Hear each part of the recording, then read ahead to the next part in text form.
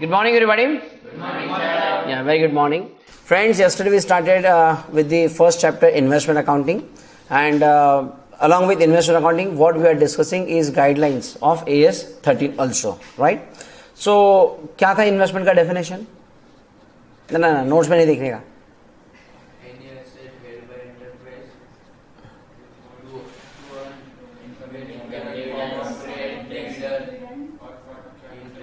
अच्छा, मतलब आप सब मिलके पास जरूर हो जाएंगे. ओके, क्या था? Investment is an asset. ये डेफिनेशन बहुत सिंपल है ना. Investment is an asset held by an enterprise with the intention to earn income in the form of interest, dividend, rent और capital appreciation purpose. Is this very clear? फिर on the base of duration there are two types of investment, current investment and long term investment. What is the current investment? No, less than 12 month तो ये सबको मालूम है sir. हाँ, intention to hold for a period less than 12 month और intention to sold within a period less than 12 month. ठीक है? And what is the long term investment? Other than current investment. शाबाश, very good. And how it is to be recognized? देखिए, उसमें दो बातें थी, initial recognition and in the financial statement. Initial recognition क्या था? At cost only. तो आप वो चाहे आपकी करंट इन्वेस्टमेंट हो चाहे आपकी लॉन्ग टर्म इन्वेस्टमेंट हो, it is to be recognise at its cost only. ठीक है? Then in a financial statement current investment it is to be shown at cost और fair value, whichever is higher. Lower था? Okay, चलो, whichever is lower. Long term investment it will continue to appear at its cost only unless decrease in the value is not permanent. Okay, is not temporary, is not temporary. Got it? So and if the value is decreased and if it is not temporary, in that case क्या करना पड़ेगा? We'll have to create investment allowance reserve. Is this very clear? ठीक है. फिर हमने देखा था कि इनकम बेसिस पर हमने इन्वेस्टमेंट के दो टाइप्स किए थे, इनकम के बेसिस पर, और जो हमारा आगे एक्चुअली हमारा चैप्टर चलेगा आगे. तो इनकम बेसिस पर one is a fix income and one is a variable. तो फिक्स इनकम मतलब कौन सी investment on which we get the fix amount of income like interest. तो इंटरेस्ट आपको किसके ऊपर मिलता है? On debenture, bonds, government securities, right. And variable income मतलब इन्वेस्टमेंट इन शेयर्स. ठीक है? कल हमने कौन सा स्टार्ट किया था इन दोनों में से? इन्वेस्टमेंट इन डिबेंचर्स, राइट. कल हमने दो प्रॉब्लम्स किए थे. चलिए, अब आज तीसरा प्रॉब्लम लोग करेंगे. But before moving for the third problem, एक प्रॉब्लम आप लोग लिखेंगे. एक आपको लिखना है नोटबुक में.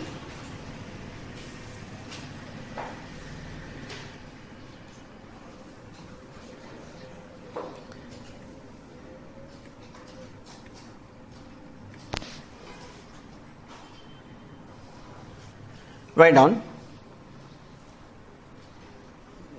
एक मिनट, ये क्या आ गया भाई?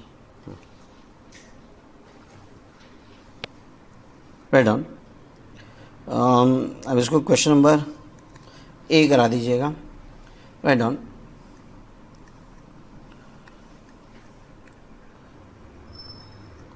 On 1st April 2020, on 1st April 2020, Mr. X is having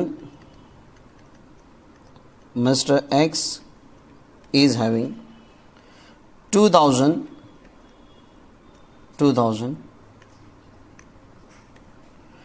10% debentures of DBPA Limited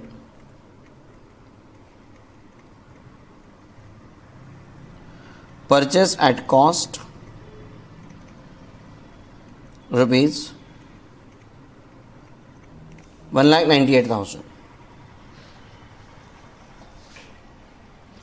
so but obviously यहाँ पर 1,98,000 पूरे 2,000 शेयर की कॉस्ट दी है आपको. ठीक है? 1,98,000. Next line, date of interest, date of interest 30th June and 31st December every year. Show investment in DBP investment in DBPA limited account in the books of X.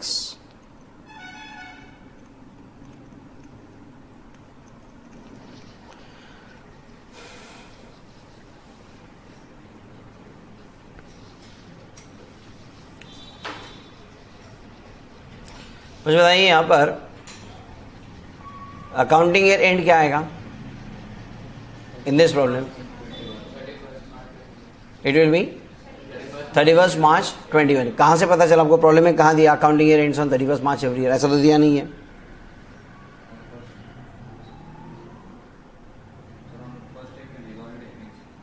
हाँ, तो यहाँ पर क्या दिया है आपको? दिया है प्रॉब्लम के अंदर अकाउंटिंग ईयर क्या है करके इनका। Because if you notice here it is given on 1 April 2020 का आपको बैलेंस दिया है। So this is given the opening balance. तो भाई 1/4/20 का बैलेंस है, मतलब यहाँ से क्या हुआ आपका? साल शुरू हुआ ना, फिर यहीं से साल शुरू हुआ ना आपका। समझ में आया क्या? आपका आंसर एक्सीडेंटली करेक्ट था 31 मार्च, बट मैं आपको पक्का बता रहा हूँ कि 31 मार्च ही एंड क्यों है? Because it is your opening balance is given to you on 1 April 2020। भाई अगर 1 अप्रैल 2020 अगर ओपनिंग है तो क्लोजिंग कहाँ जाएगा इसका? 31 मार्च 21। Got it? अब यहाँ पर देखो क्या हुआ है, प्रॉब्लम बहुत सिंपल रखा है मैंने। Here on the very 1 April 2020 आपके पास ऑलरेडी यहाँ पर 2000 डिबेंचर का ओपनिंग बैलेंस है which you purchase for rupees 1,98,000 1,98,000, ठीक है। और ड्यूरिंग द ईयर आपने क्या किया इसके अंदर? There is no purchase, nothing, कुछ भी नहीं है। आगे चल के क्या होगा? सिर्फ यहाँ 30 जून को इंटरेस्ट और यहाँ पर 31 दिसंबर को interest and 31 March 21 year end, बस that's it, nothing is there, ठीक है। फिर मैं इसे क्यों ले रहा हूँ? कुछ तो होगा, right?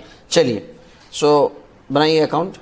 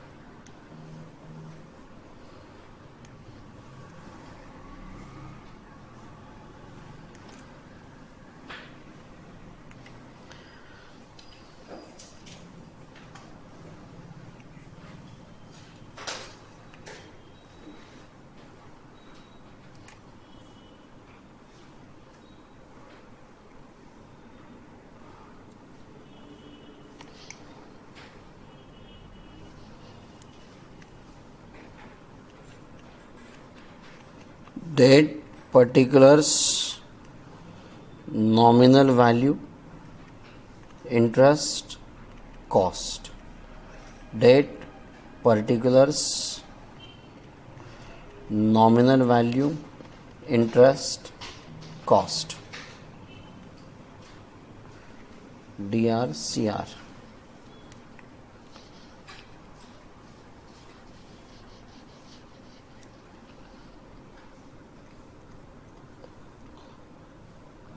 Investment in 10% debenture of DBPA Limited.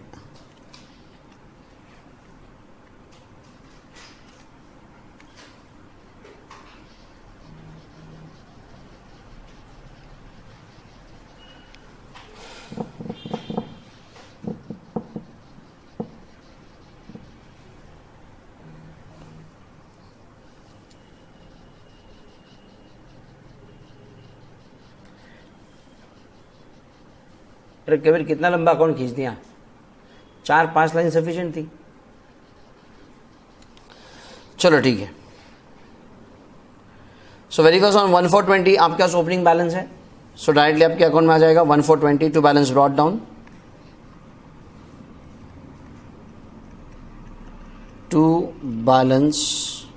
Down कितना है? 1,00,000 98,000 इज योर कॉस्ट। इसकी फेस वैल्यू क्या होगी? It will be 2 lakh rupees. दी नहीं है बट कॉमन सेंस नाम की कोई एक चीज़ होती है सर, ठीक है। So is rupees 2 lakh. अभी आपका 1 अप्रैल 20 का यहाँ आपका ओपनिंग बैलेंस, उसके बाद आपको क्या मिलने वाला है यहाँ पर? 30 जून को आपको मिलेगा इंटरेस्ट, राइट। अब 30 जून को जो इंटरेस्ट आएगा इसकी एंट्री क्या होगी आपकी? It's a bank account debit to interest account, right. So here on 30 June 20 bank account debit to interest, so bank को डेबिट टू इंटरेस्ट, इंटरेस्ट को क्रेडिट बाय बैंक अकाउंट। अब यहां आपको कितने पीरियड के लिए इंटरेस्ट मिलेगा? 6 मंथ्स और 3 मंथ्स? 6 मंथ्स का, ठीक है। क्योंकि आपको क्लियर कट 30 जून को इंटरेस्ट मिलेगा, फिर 31 दिसंबर का मिलेगा, फिर आगे फिर से 30 जून को इंटरेस्ट मिलेगा, ठीक है। So here on 30 June you will get the interest for 6 month period. तो 6 महीने का इंटरेस्ट कितना आएगा आपका? It will be rupees 10,000। 2 lakh रुपए फेस वैल्यू है, 2 lakh into 10% and it is for 6 month period, it comes rupees 10,000, right. Then आगे फिर से 31 दिसंबर को again will get the interest, again will get the interest for 6 month period, correct. So write down 31 December 2020 credit में आएगा फिर से bye bank account, again will get the interest rupees same 10,000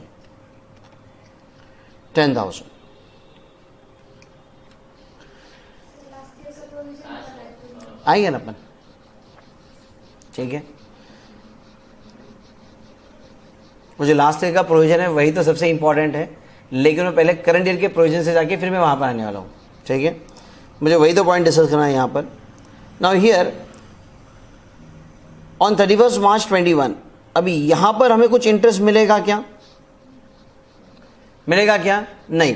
अब इंटरेस्ट कब मिलने वाला? अगला 30 जून को, मतलब 31 दिसंबर के बाद सीधा हमें इंटरेस्ट मिलने वाला आगे 30 जून को, राइट। तो 30 जून को हमको इंटरेस्ट मिलेगा, तो लेकिन यहाँ जो 31 मार्च है फॉर दिस 3 मंथ्स पीरियड हमें इंटरेस्ट मिलेगा नहीं, लेकिन यहाँ पर इंटरेस्ट क्या हो जाएगा? यहाँ पर आपका इंटरेस्ट हो जाएगा एक्रू, राइट।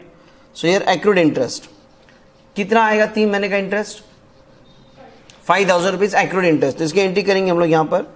आप अपने रेफरेंस के लिए लिख के रखिए नीचे एक 4-5 लाइन छोड़कर 31 मार्च 21,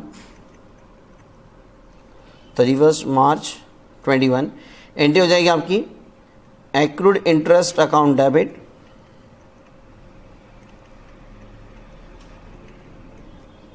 to interest account being 3 months interest accrued.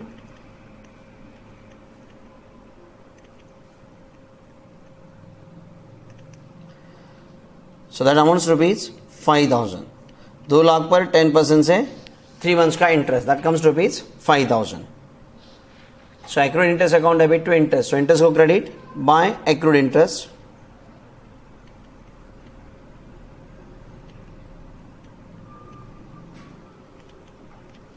In the interest column rupees 5,000.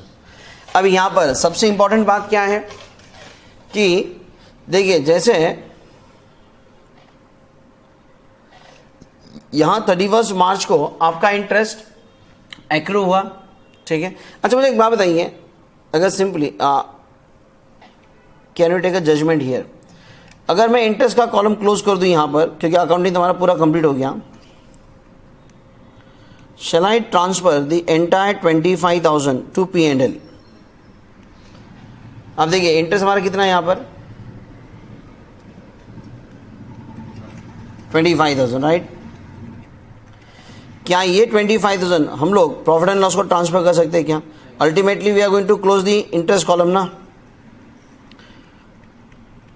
Finally जब इंटरेस्ट कॉलम क्लोज करेंगे तो यहाँ का इंटरेस्ट का जो बैलेंस है 31/3/21 it will go to P&L. Can I transfer this entire 25,000? The answer is no. Why not? क्योंकि इसमें क्या हुआ है आपका, इस साल का आपका यहाँ 30 जून को आपको जो इंटरेस्ट मिला है, here you receive the interest for 6 month, यहाँ इंटरेस्ट आपका 6 मंथ और यहाँ आपका एक्रूड हुआ कितना 3, मतलब कुल मिलाकर आप इस साल जो इनकम दिखा रहे हो इट इज़ फॉर 15 मंथ्स, बराबर है। लेकिन इसमें एक्चुअल में क्या है, पिछले 3 महीने का इसके अंदर आपका इंक्लूड है, क्योंकि यहाँ जो आपका इंटरेस्ट मिला ना 30 जून को, एक्चुअली यहाँ जो इंटरेस्ट मिला है it is received for 6 month, but इसमें कौन से 6 महीने हैं, हाँ यहाँ से ये 1420 से लेके यहाँ तक जो आपको मिला वो तो सही है, लेकिन यहाँ जो ये जो 6 महीने का आपको इंटरेस्ट मिला है इसमें इसके पहले आपको इंटरेस्ट कब मिला था, 31 दिसंबर 19 को आपको इंटरेस्ट मिला था, बराबर है। और आपको 31 दिसंबर 19 के बाद यहाँ पर आपको इंटरेस्ट मिला हुआ है, आर यू गेटिंग हियर। आज जो आपको 6 महीने का इंटरेस्ट मिला है, ये जो 6 महीने का इंटरेस्ट है it is for the period from, ये आपका 6 महीने का पीरियड का इंटरेस्ट मिला है, इसका मतलब इसमें 3 महीने का, पिछले साल के 3 महीने का इंटरेस्ट भी आपको इस साल मिला हुआ है।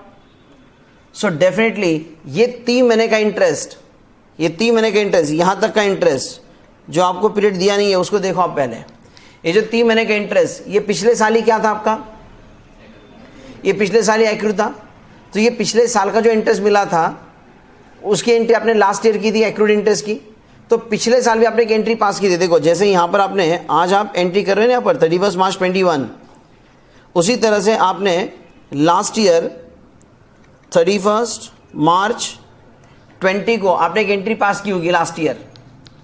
क्या एंट्री की थी लास्ट ईयर आपने, जैसे आज आपका एक्रूड इंटरेस्ट है 3 महीने का, वैसा पिछले साल भी तो 3 महीने का एक्रूड था ना, तब आपने एंट्री क्या थी, it is accrued interest account debit to interest account.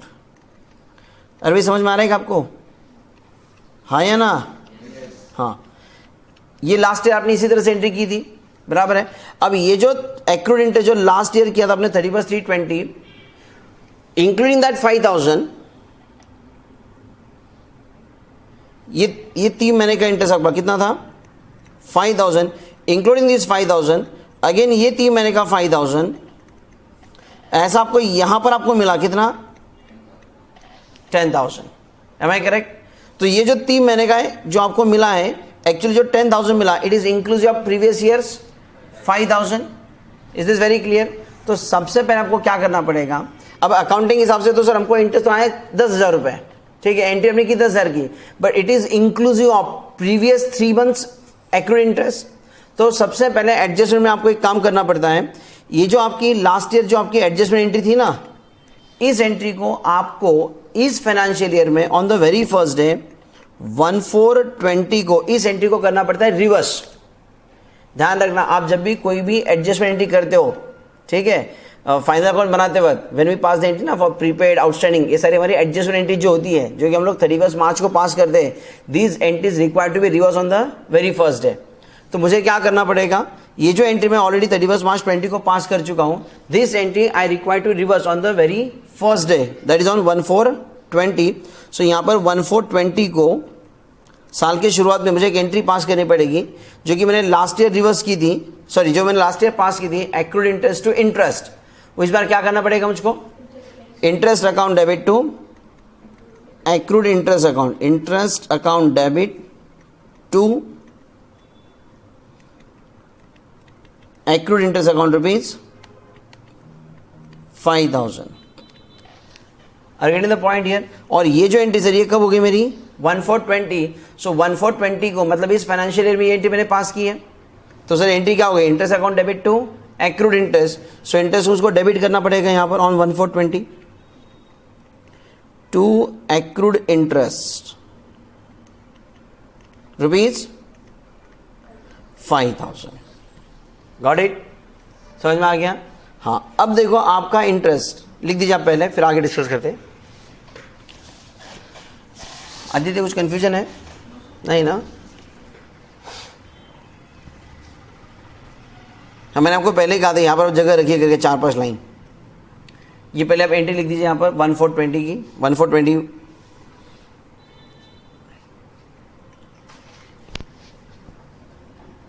Interest account debit to accrued interest.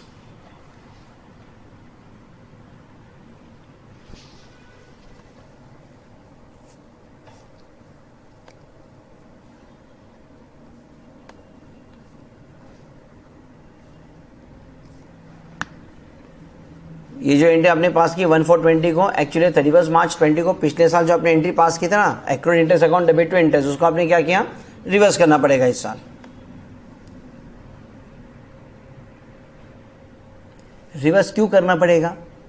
क्योंकि अगर मैं इस एंट्री को रिवर्स नहीं करूंगा ना तो प्रॉब्लम ये हो जाएगा कि मेरा इस साल का जो आपका टोटल इंटरेस्ट है 10,000, 10,000, 5,000, दिस इज टोटल 25,000, ये 20,000 जाएगा P&L को, मतलब 15 महीने का इंटरेस्ट जाएगा प्रॉफिट एंड लॉस को। भाई साल के 15 महीने थोड़ी होते, 12 महीने होते ना, तो 12 महीने, एक सिंपल सा लॉजिक बताऊं मुझको, फॉरगेट एवरीथिंग, पूरे साल भर 2 लाख की इन्वेस्टमेंट आपके पास है, साल भर का इंटरेस्ट कितना आएगा 10% से 20,000, चाहे इंटरेस्ट मिले चाहे ना मिले, आइदर रिसीव्ड और रिसीवेबल, फाइनल इनकम कितना होना चाहिए आपका 20,000, बराबर है। 20,000 P&L को जाना चाहिए ना, इसलिए अब वो 20,000 जाएगा कब, जब ये 5 यहाँ पर आप पहले डेबिट करेंगे तब जाएगा, ठीक है। अब आप देखो what is the amount transfer to P&L here, now you please check कितना है ये, it is 20,000, is this clear? चलो, सो मुझे जो इस प्रॉब्लम जो डिस्कस करना था वो ये था, एक्रूड इंटरेस्ट का पॉइंट हमने कल ही डिस्कस किया था सेकंड प्रॉब्लम में, लेकिन आपको ये देखना है कि जो ओपनिंग में है आपका ये वाला मुझको डिस्कस करना था एक्चुअली, ठीक है। अब बाकी का सर ठीक है, nominal value and cost is carried on brought down, so here simply 30/3/21, this is 2 lakh and 1,98,000,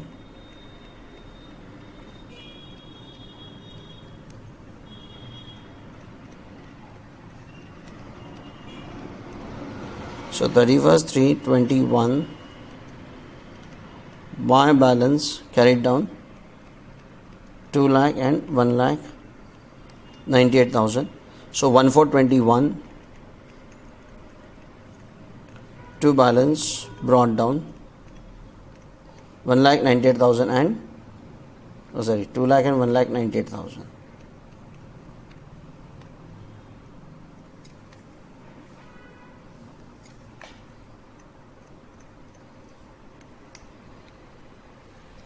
clear सबको? अरे समझ में आया क्या? Yes, okay. अब एक सबसे इंपॉर्टेंट बात ध्यान में रखिएगा, ये जो हमने एंट्रीज पास की यहां पर दिस 31/3/21 को हमने एक्रूड इंटरेस्ट की, इस साल की हमने एंट्री पास करा दी, it is accrued interest account debit to interest, interest हमने किया, क्या किया, बाय एक्रूड इंटरेस्ट हमने किया, करेक्ट। अब ICAI क्या करता है, ये जो एक्रूड इंटरेस्ट है ना, ये डायरेक्टली इस तरह से एंट्री नहीं दिखाते हैं, व्हाट दे आर डूइंग, वो सिंपली क्या करते हैं, वो एंट्री पास नहीं करते हैं, वो डायरेक्टली क्या करते हैं, ये जो 5,000 है ना, they are taking this 5,000 in a balance only, वो बैलेंस में दिखाते हैं। एक्चुअली वहां पर एंट्री होती है, एक्चुअल में it's accrued interest account debit to interest, ठीक है। हमने जो किया वो प्रिंसिपली करेक्ट है, लेकिन हमें अल्टीमेटली फॉलो करना है ICAI को, ठीक है। सो हम भी क्या करेंगे, आपने एक्रूड इंटरेस्ट लिखा है, मैंने भी लिखा हुआ है, ठीक है, ये प्रिंसिपली बिल्कुल करेक्ट है, लेकिन इस तरह से लिखना नहीं है। ICAI ने जो फॉलो किया हम लोग उसी को फॉलो करेंगे। तो आपको क्या करना है, जो एक्रूड इंटरेस्ट आपने लिखा है ना, आप उसको काट दीजिएगा, ठीक है, और जो 5,000 का एक्रूड इंटरेस्ट है you take it in a balance column, ये यहां पे लिख दो बस, ये 5,000 and you cancel that by accrued interest, जैसा मैंने कैंसिल किया वैसा आप भी कैंसिल कर दो। हमने गलत किया कि यहां पर, बिल्कुल नहीं, we are just following what the solution given by ICAI।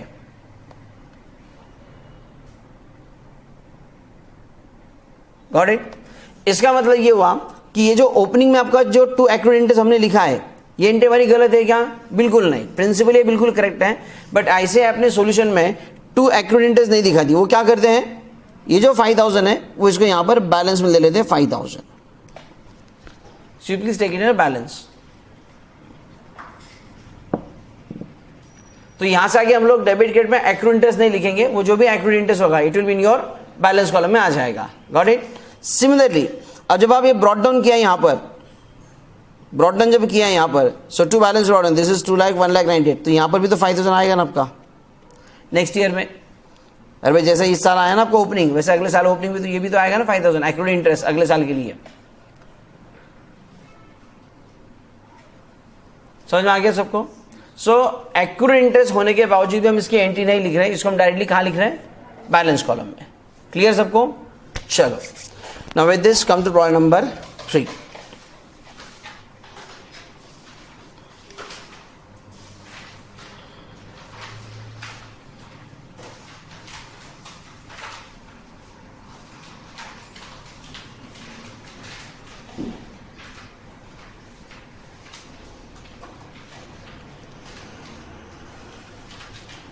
Point number 3.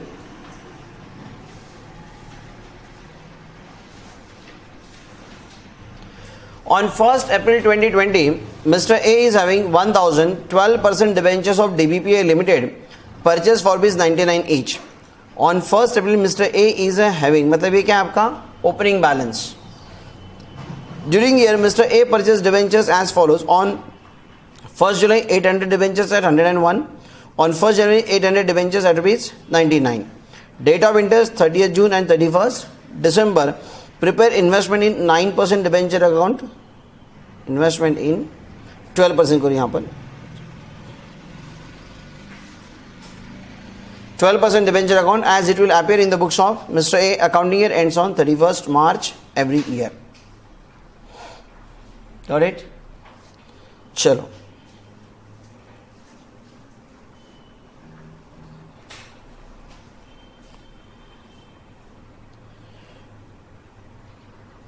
पहले फॉर्मेट बना लो आप जल्दी से 10 लाइन का करो एट मैक्स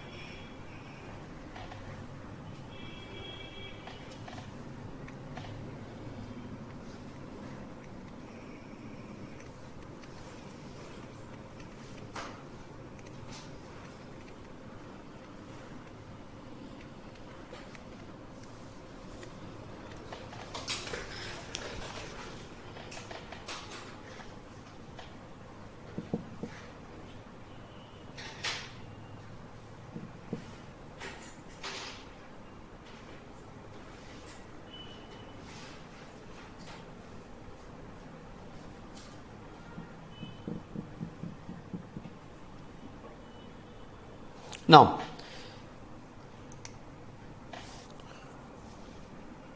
ऑन 1st अप्रैल 2020 हमने परचेस किया सॉरी हमारे पास ओपनिंग बैलेंस है so this is at 1st April 20 accounting year ends on 31st March 21 so यहाँ हमारे पास ओपनिंग बैलेंस है 1000 डिबेंचर्स का एट रुपीज़ 99 ठीक है फिर आगे डेट ऑफ इंटरेस्ट आपको दी प्रॉब्लम में क्या क्या है ओके 1 जुलाई 1 जनवरी 800 आपने परचेज किए 1 जुलाई 1 जनवरी तो यहाँ पर आपका 1 जुलाई 800 आपने परचेज किए 1 जनवरी यहाँ पर आपने फिर से 800 परचेज किए एट रुपीज़ 101 एंड 99 और आपका डेट ऑफ इंटरेस्ट क्या है 30 जून 31 दिसंबर 30 जून को इंटरेस्ट यहाँ 31 दिसंबर को इंटरेस्ट सो यहाँ पर 31 मार्च ईयर एंड को आपको कोई इंटरेस्ट मिलने वाला नहीं है लेकिन यहाँ पर इंटरेस्ट क्या होगा आपका एक्रूड होगा तो इसी का मतलब इस साल के शुरुआत में भी क्या आएगा आपका अबे ये बात समझ रहे हैं आप लोग यहाँ पर इस प्रॉब्लम में क्या आपका ये जो आपका ओपनिंग बैलेंस है 1420 का बात तो मुझको सिर्फ ये समझानी आपको यहाँ की 1420 अब यहाँ देखो ये पहला इंटरेस्ट आपको कब मिला 30 जून को इससे पहले इंटरेस्ट कब मिला था आपको बात के पीछे की बात समझो इससे पहले इंटरेस्ट कब मिला था आपको 31 दिसंबर 19 को मिला था लास्ट ईयर बराबर है तो इसका मतलब ऑलरेडी यहाँ पर साल के शुरुआत में ये 3 महीने का इंटरेस्ट क्या हुआ था एक्रूड हुआ था तो यहाँ का 3 महीने का इंटरेस्ट और यहाँ का 3 महीने का इंटरेस्ट ऐसे यहाँ पर आपको 30 जून को इंटरेस्ट मिल गया 6 महीने का तो यहाँ जो आपको 6 महीने का इंटरेस्ट मिला है इसमें पिछले 3 महीने का भी तो इंक्लूड है ना तो मतलब सबसे पहले यहाँ पर ओपनिंग में भी क्या आएगा आपका एक्रूड इंटरेस्ट आएगा और वो आप as a to accrued interest नहीं लिखेंगे क्या लिखेंगे बैलेंस में लिखेंगे गॉट इट चलिए सो ये इंपॉर्टेंट पॉइंट है सर बाकी कुछ नहीं यहाँ पर सो ये 1420 to balance brought down. We have 1000 debentures, so nominal value rupees 1 lakh. Cost is 99, that is 99,000. And interest कितना आएगा आपका? Yes, it is 1 lakh का. Rate of interest कितना है? 12%. So 1 lakh into 12% for 3 months period. It is 3,000. अब बाकी का simple है सर आगे, ठीक है.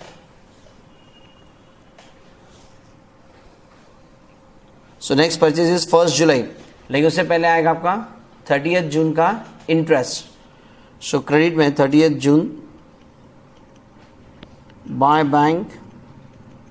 अभी यहाँ जो इंटरेस्ट आएगा वो आएगा आज दिन तक हमारे पास जो फेस वैल्यू है उसके ऊपर 6 मंथ का interest. That comes rupees 6,000.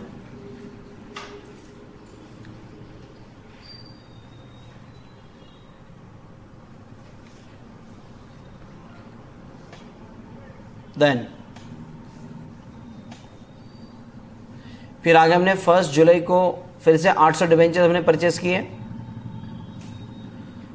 So here on 1 July to bank we purchase 800 debentures. So face value 80,000. कितने से परचेस किया हुआ है?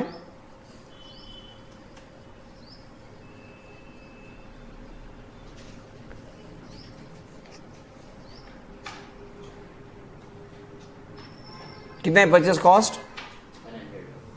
101 है ना. सो 80,800. 80,800. नेक्स्ट अगला परचेस कब है? 1 जनवरी. लेकिन उससे पहले क्या होगा? इंटरेस्ट आएगा. कब? 31 दिसंबर का आएगा आपका इंटरेस्ट. सो 31 दिसंबर बाय बैंक अकाउंट. अब 31 दिसंबर को हमारे पास टोटल फेस वैल्यू कितनी है? 1,80,000. सो 1,80,000 पर आएगा 12% से 6 मंथ. कितना है भाई? 10,800. Okay. Then after 31 December on 1 January फिर से आपने डिबेंचर्स परचेस किए. सो टू बैंक अकाउंट फिर से 800 डिबेंचर आपने लिए. Face value 80,000. Purchase at rupees 99. So कितना आया? 79,200. Is it? 79,200.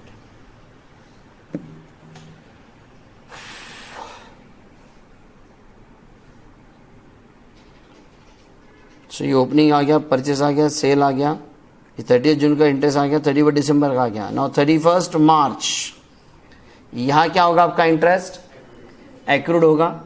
लेकिन आप फिर इस बार एंट्री पास करेंगे क्या? नहीं. एंट्री करना बिल्कुल सही है, लेकिन जो ICN हम उसको फॉलो करेंगे. तो हम लोग यहाँ एंट्री नहीं लिखेंगे, हम डायरेक्टली क्या लिखेंगे? इसका बैलेंस लिख देंगे. सो यहाँ पर 31 मार्च 21 by balance carried down. Interest column में कितने महीने का इंटरेस्ट एक्रूड हो गया? यहाँ पर 3 मंथ्स का. बोलो कितने अमाउंट पर आएगा इंटरेस्ट? भाई आज दिन तक हमारे पास अब कितनी फेस वैल्यू है? हमारे पास ये 1000 शेयर्स भी है, ये 800 भी और ये 800 भी है. मतलब टोटल कितना है? 2,60,000. सो 2,60,000 पर 12% से 3 मंथ्स इंटरेस्ट कितना आया? 7,800. मैन कुछ कन्फ्यूजन है? नहीं ना. So your 7,800. Yes. Now close your books of account.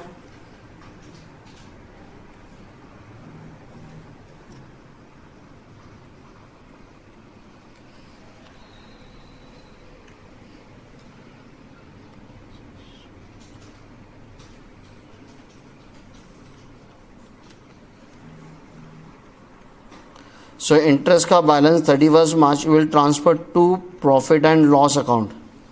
Is it 21,600? बराबर ना. और जो आपका नॉमिनल वैल्यू है 2,60,000. 2,60,000 और कॉस्ट कितना आया? 2,59,000. तो ये बैलेंस कैरेक्टर में आ जाएगा 2,60,000 2,59,000. So 1,421. To balance brought down 2,60,000. Interest का 7,800 एंड कॉस्ट का 2,59,000.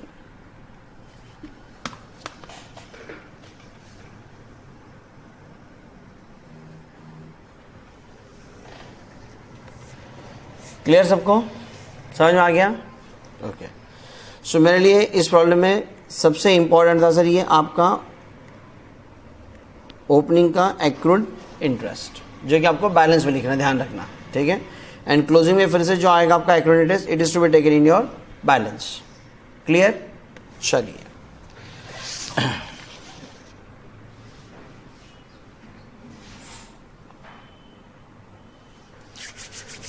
अब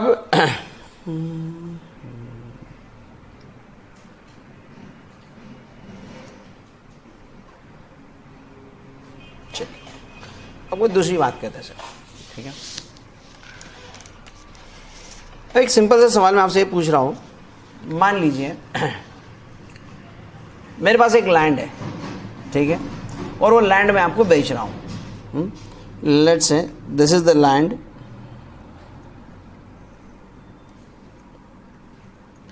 सो लेट्स से सर ये 5 एकड़ लैंड है, ठीक है, and I am selling to you say for ₹50 lakh. आप ये लैंड खरीद रहे हो और मैं आपको बेच रहा हूं फॉर ₹50 लाख. ओके. तो आपके उसमें एंट्री क्या हो जाएगी?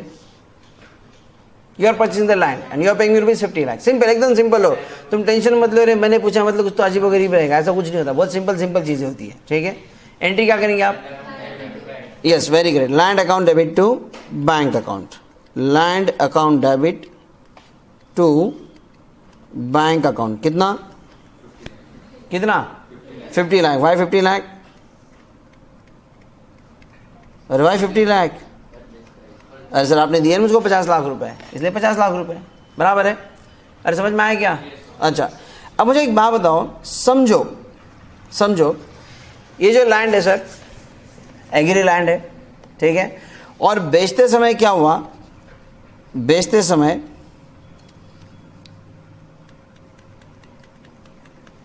इसके ऊपर क्या है? ये क्या है सर? क्रॉप लगा हुआ है इसके ऊपर, ठीक है. इसके ऊपर क्या लगा हुआ है? ये क्रॉप लगा हुआ है, ठीक है. अब ध्यान से सुनना मेरी बात को.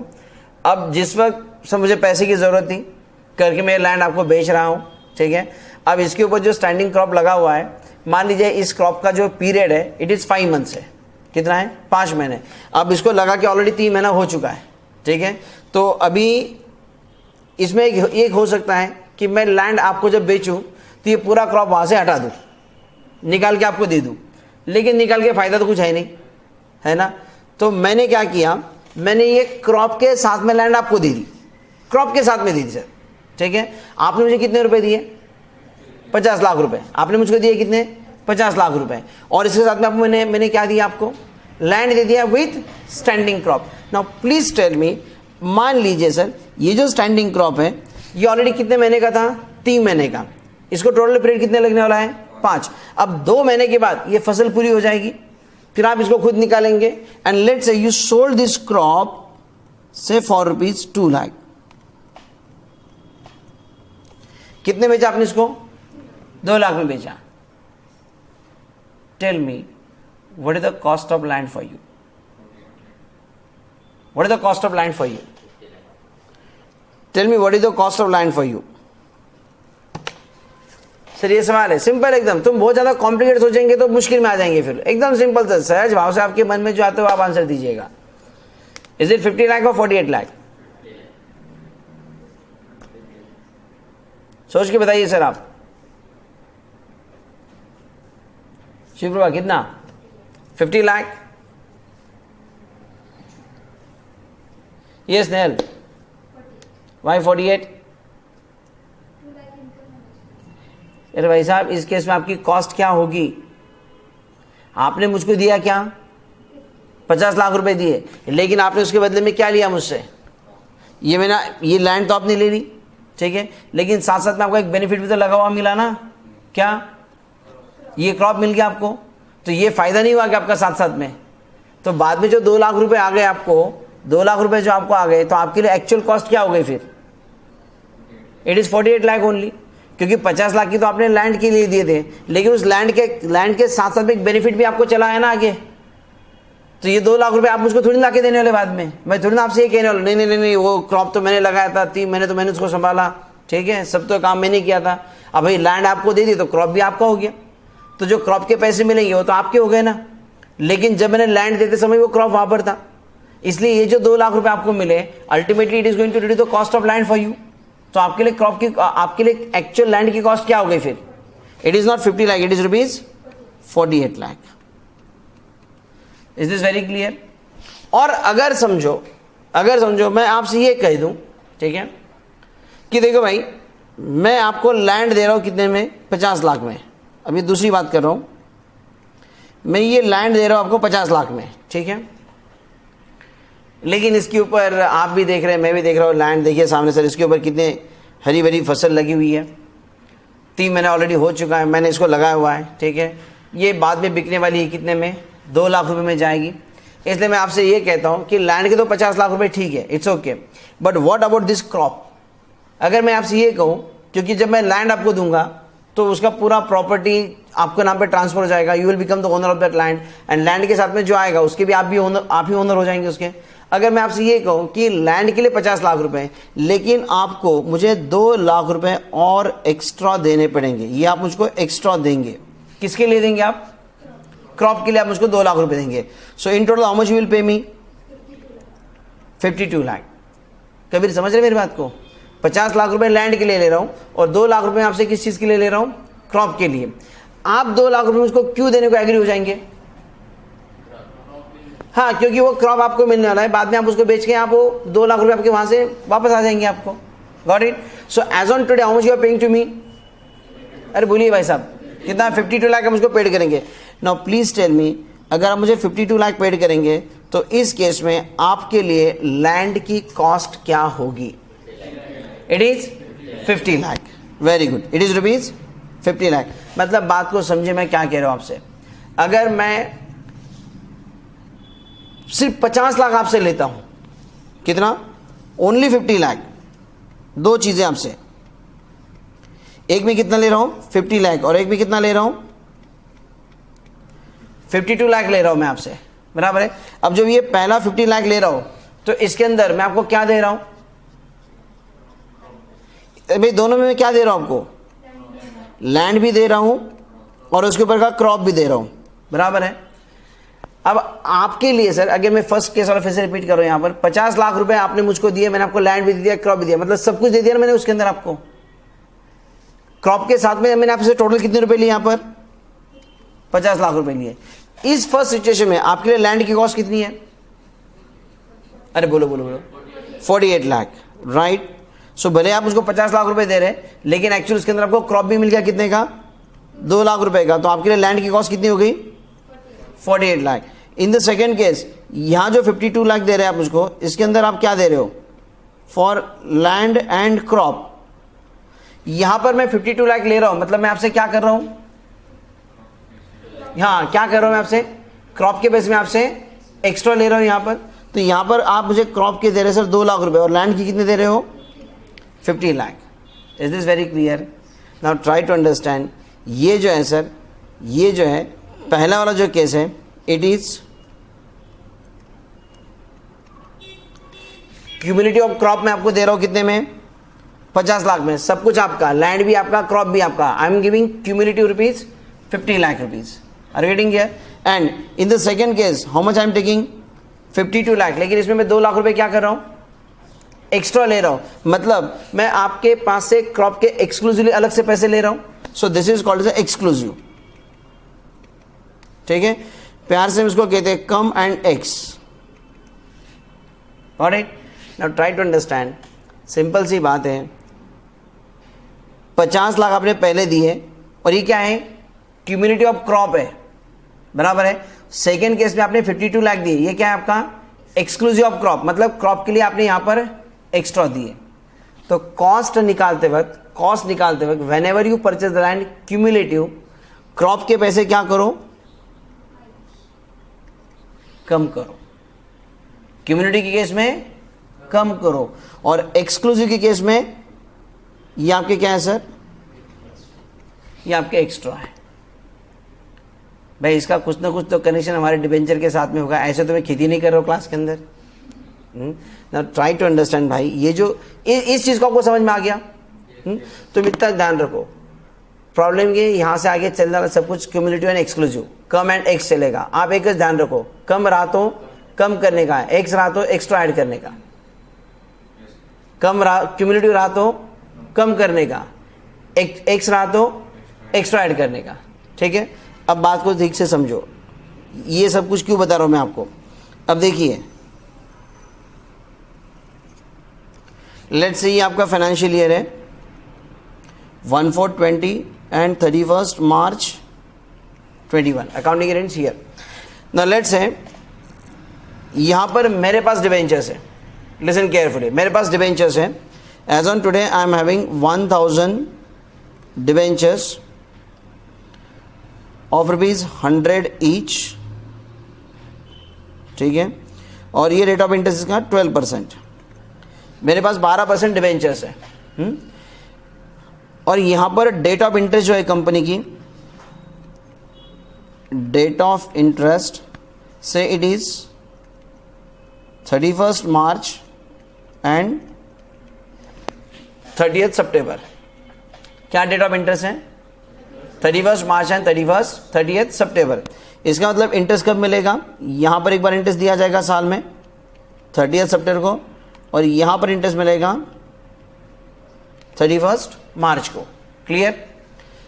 सिंपल है, एक्लूड कुछ ले नहीं रहा हूं मैं, वो आगे आएगा, बचा के लिए रखता हूं आगे के लिए। हाँ, अब ध्यान से सुनो,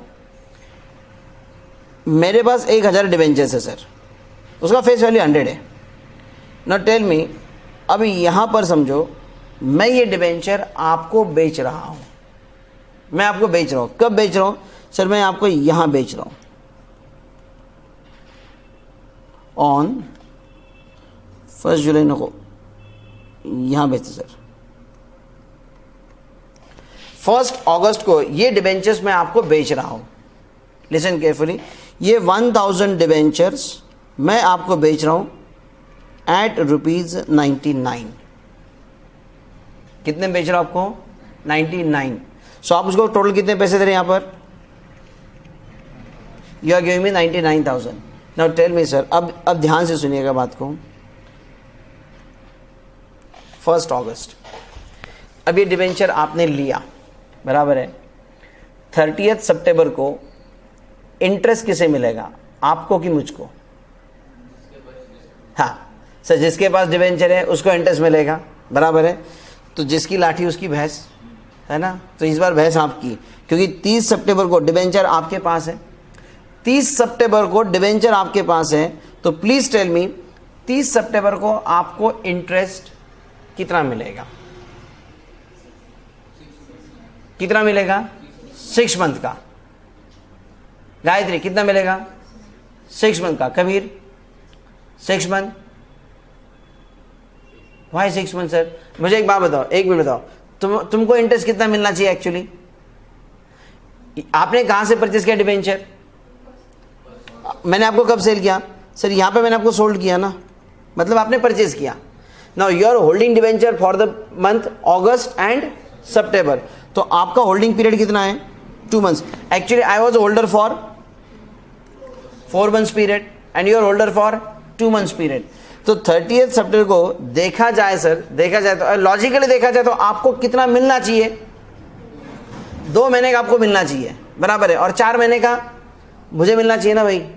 4 महीने तक क्रॉप को मैंने संभाला, 2 महीने आप कर रहे हो आगे। Are you getting the point? Yes sir, debenture is nothing but my land here, और जो इंटरेस्ट जो लगा है ना इसके ऊपर, this is nothing but a crop. 4 महीने का क्रॉप लग गया इसके ऊपर, 2 महीने के बाद आपको मिलने वाली है फसल। बट अब अगर आप देखेंगे यहां पर, तो देखा जाए तो 4 महीने का इंटरेस्ट मुझको मिलना चाहिए, because I am the holder for this 4 month period, और 2 महीने का आपको मिले, इससे मुझे कोई तकलीफ नहीं है। लेकिन फिर भी आपको 30 सितंबर को इंटरेस्ट कितने पीरियड का मिलेगा? आपको मिलेगा 6 महीने का, क्योंकि कंपनी ऐसा तो नहीं करेगी ना 4 महीने का चेक मुझको भेज देगी, 2 महीने का आपको भेज देगी, ऐसा नहीं होता है। कंपनी सिर्फ इतना देखती है कि 30 सितंबर को who is the holder and he will be entitled for the 6 month interest, बराबर है। कंपनी ऐसा क्यों नहीं करे वाला, कंपनी एक चेक मुझको भेज दे 4 महीने का, 2 महीने का आपको भेज दे, इसमें क्या दिक्कत है? अरे बिल्कुल करेक्ट कहा बोरा, ऐसे तो कितनी भी होगा सर। मैंने मान लीजिए सर, मैंने 1 अप्रैल को बोरा को बेचा, ठीक है, इसने 15 मई को आगे आदित्य को बेचा, आदित्य ने और महीने के बाद महीने को बेचा, मैंने आगे शुक्रवार को बेच दिया, तो 6 महीने के अंदर पता चला सर 4 बार हैंड चेंज हो गए। अब क्या कंपनी सबका रिकॉर्ड रखेगी? भाई you are holder for 32 days, she is holder for 23 days, she is holder for 25 days, और सबके अलग अलग चेक बनाएगी? नहीं सर, इतना नहीं होता।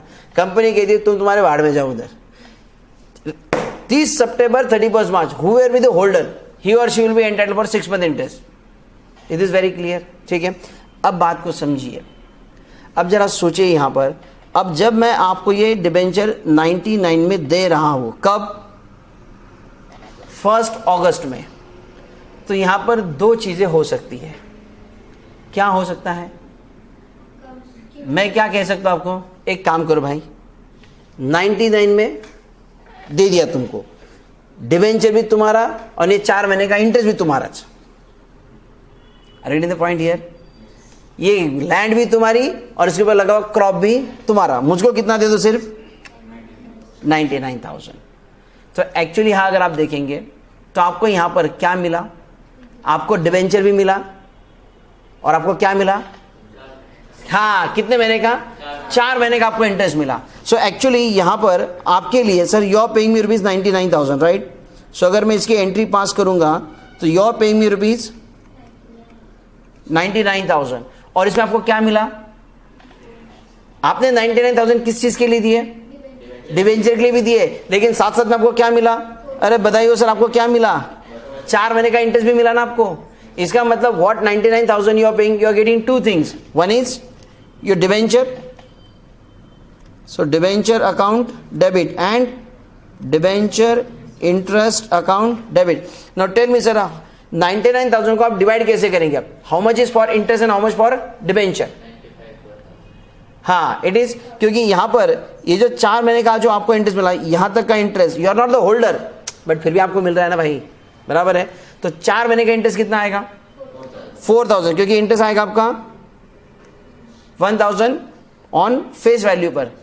तो 1 लाख रुपए का आपको 1 लाख पर 12% से आएगा 4 महीने का, कितना? 4,000, राइट? मतलब ही you are paying for debenture आप कितना दे रहे हो? 95,000। Are you getting here? So what 99,000 you paid less interest कितना? 4,000, therefore cost of debenture is 95,000। अरे भाई बात समझ में आ रही है?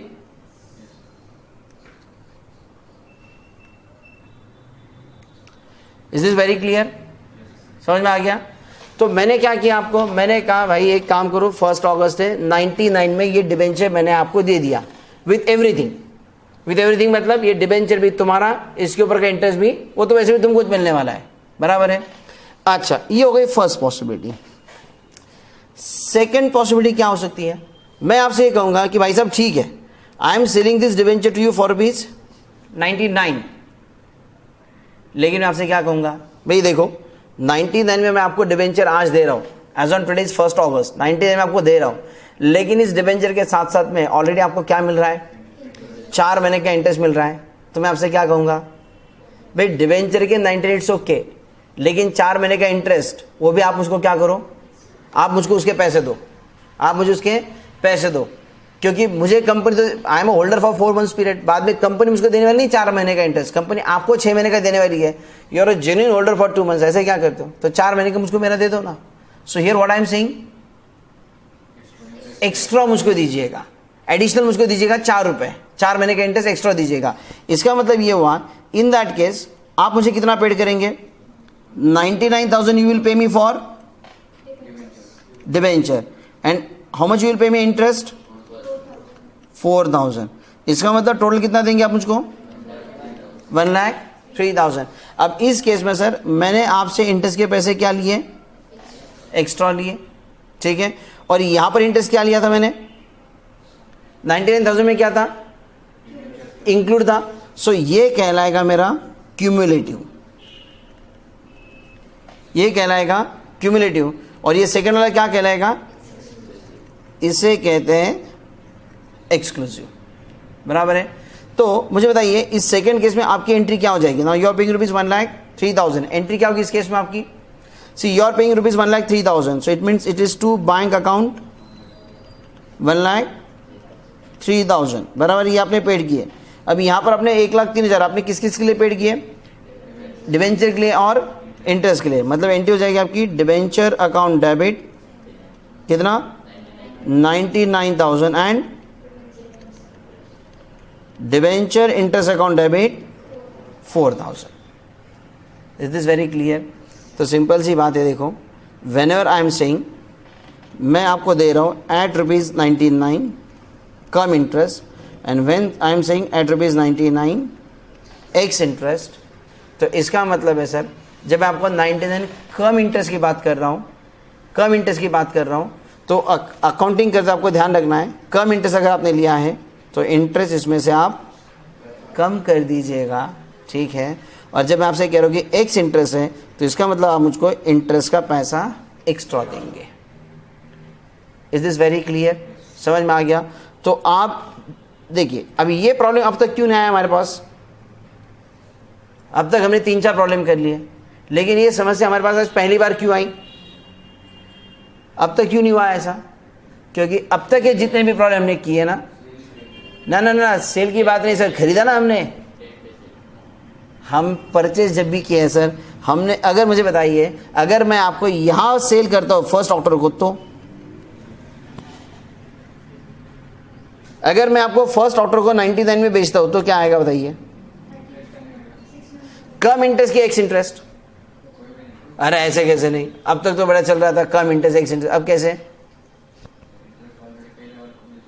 सर, क्योंकि इस केस में आप बिल्कुल सही कह रहे हो, डरो मत, क्योंकि 30th सर्टिफिकेट सर बंजर लैंड हो चुकी है यहाँ पर, आपने पूरी क्रॉप निकाल लिया है यहाँ से, कुछ नहीं वहाँ पर, are getting here. So 30th September के बाद अगर आपको 1 अक्टूबर का अगर मैं बेचता हूँ तो वहाँ पर कोई राइट एंटाइटलमेंट हुआ नहीं ना मेरा, वहाँ पर कोई इंटरेस्ट लगा ही नहीं वहाँ पर।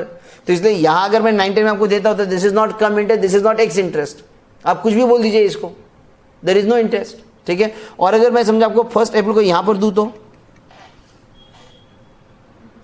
तो भी वही है ना, प्रॉब्लम कब आएगा सर, ये बीच में जब सेल होगा परचेस होगा ना तो ये प्रॉब्लम आएगा।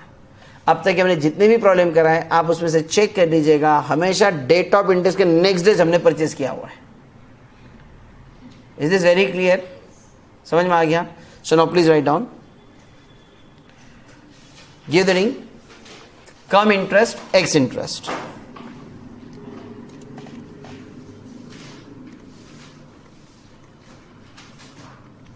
कम interest and X interest.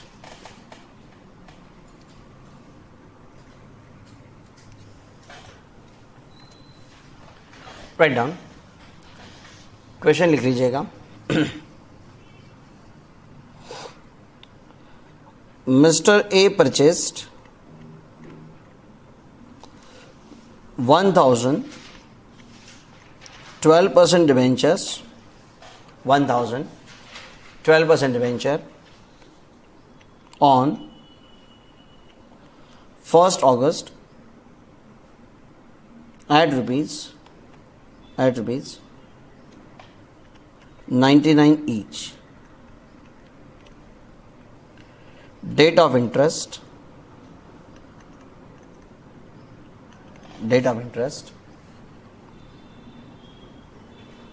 30th September and 31st March every year.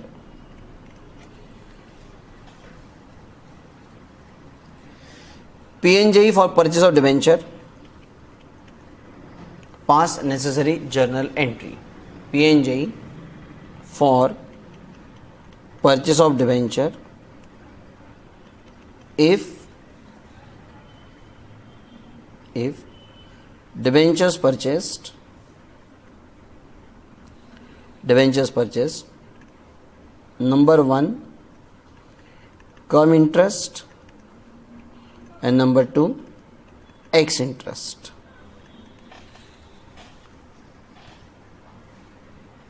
Cum interest and ex interest.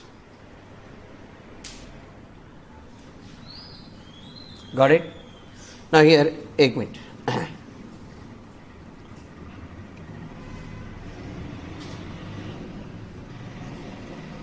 Come interest and x interest, चलो अलग अलग करते हैं यहाँ पे.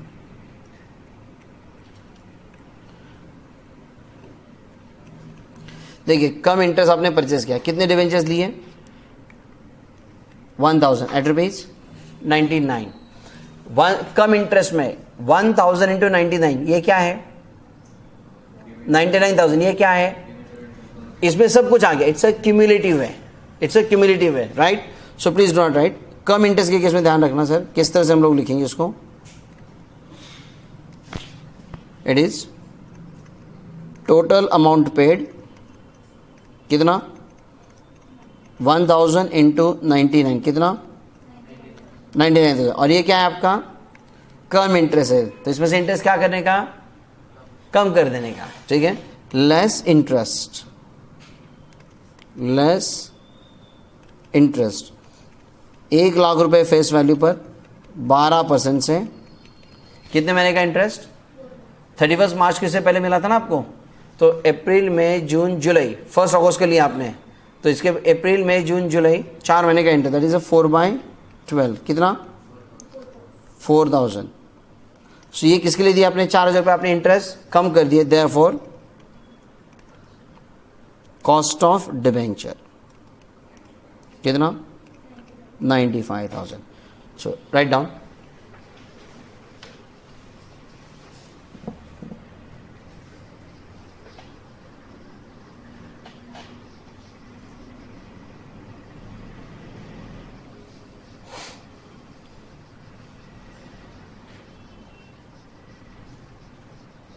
We cumulatively paid rupees 99,000. That includes for debenture and for interest. तो उसमें से इंटरेस्ट के लिए कितना पेड कर दिया वो हटा दीजिएगा, बचा आपके डिबेंचर के लिए है.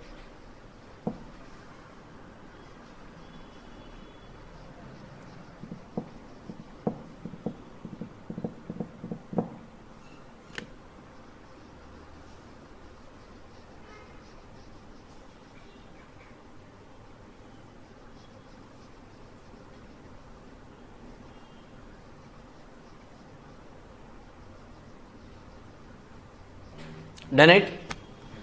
चलो फिर इसकी एंट्री लिख दो.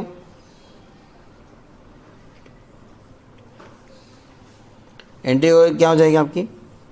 Investment in debenture account debit, investment in 12% debenture account debit 95,000, debenture interest account debit 4,000 to bank account 99,000.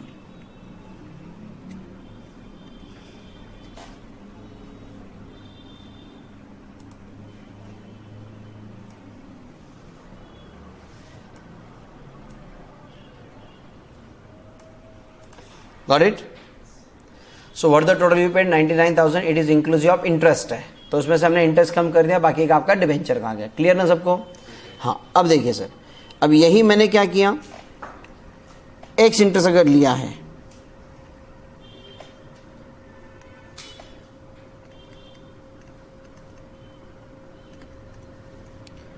X interest कितने में लिया आपने? 99 में ना, तो मतलब इसमें इसके अंदर क्या है? 99 क्या है आपका? डिबेंचर का कॉस्ट, और इंटरेस्ट क्या है? एक्स्ट्रा है. इसका मतलब in this case for debenture it is 1000 into 99 is rupees 99,000. Add interest आपको एक्स्ट्रा ऐड करना है यहां पर. ऐड फॉर इंटरेस्ट कितना? 4,000. It is rupees 4,000. Therefore In this case, what is the total paid? 1,03,000. Please write down. X की case में आपको interest extra लगाना होता है. इंटरेस्ट के लिए आपको एडिशनल पैसे देने पड़ेंगे. 99 you are paying for debenture and ₹4,000 you are paying extra for interest. So in total here you are paying ₹1,03,000.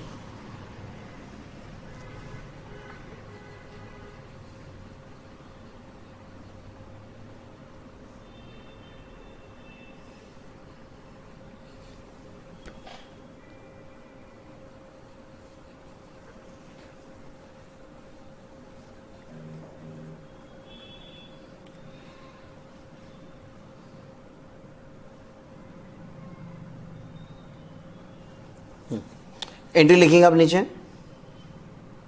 It is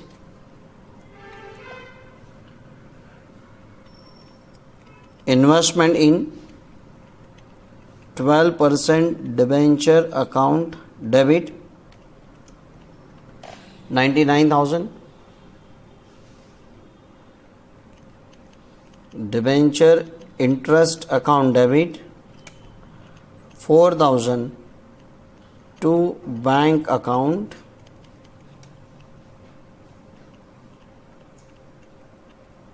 1,03,000. To bank account 1,03,000. So अब दोनों को कंपेयर करके देखिए एक साथ में. वर्किंग भी आपको समझ में आएगा. ठीक है. अब दोनों की एंट्री देखिए. बेसिकली दोनों की एंट्री सेम मिलेगी आपको. हाँ, अमाउंट अलग. बिल्कुल सर, अमाउंट तो अलग ही होनी चाहिए ना. तो बेसिकली ये वाला जो पार्ट है आपको, ये आपको सेम ही रहेगा. इनफैक्ट दोनों में अगर आप नोटिस करेंगे तो डिबेंचर इंटरेस्ट आपका सेम है. Is this very clear? तो जब आप कम कहते हैं ना, तो उसके इसमें 99,000 आपका बैंक का फिगर है, उसमें से ये माइनस करके आपका कॉस्ट है. ठीक है. और जब आप एक्स्ट्रा कहते हैं तो 99,000 आपका डिबेंचर का है, ये उसके अंदर एक्स्ट्रा है, और ये 1,03,000 आपका बैंक का अमाउंट है. क्लियर सबको? ठीक है. अब यहां से आगे हम जितने भी प्रॉब्लम देखेंगे उसमें क्या आएगा, जितने भी आप परचेस करेंगे it will B come interest and x interest भी होगा, और फिर आगे चल के हम इन्वेस्टमेंट को अब बेचेंगे भी. ठीक है. चलो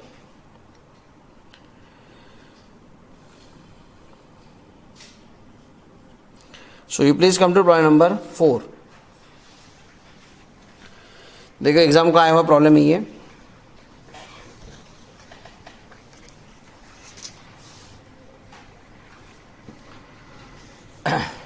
Number 4. Mr. T purchased 1,000 number debentures of rupees 100 each on 1st April 2009 at rupees 96 cum interest.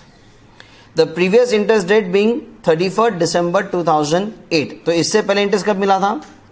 31 December 8 को. Compute the cost of investment.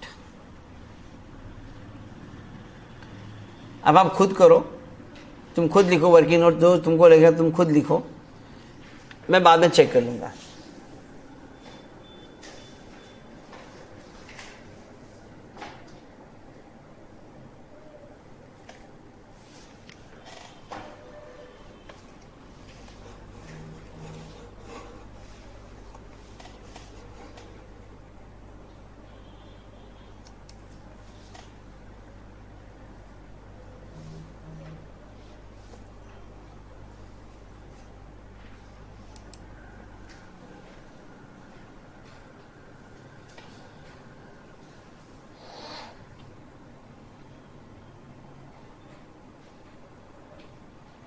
क्या बात दिखती है? क्या कंफ्यूजन क्या है?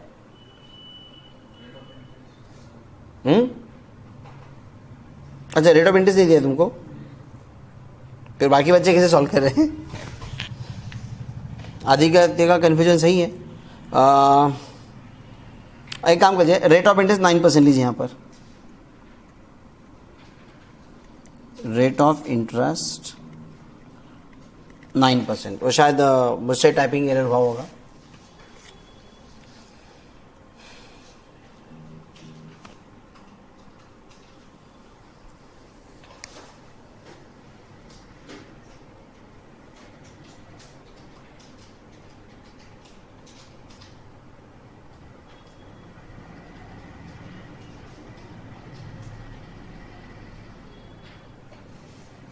हाँ गायत्री, कितना है cost?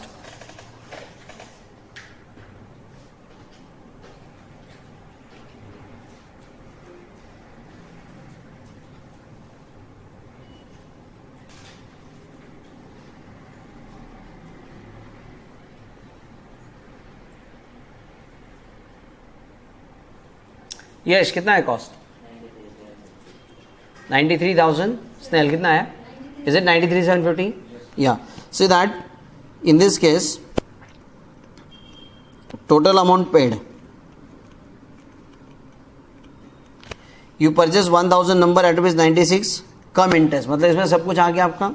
So it is 1000 into rupees 96,000 और कम इंटरेस्ट है, सो लेस इंटरेस्ट. अब हमने परचेस कब किया है? 1 अप्रैल. इससे पहले इंटरेस्ट कब मिला था आपको? 31 दिसंबर, लास्ट डेट है ना.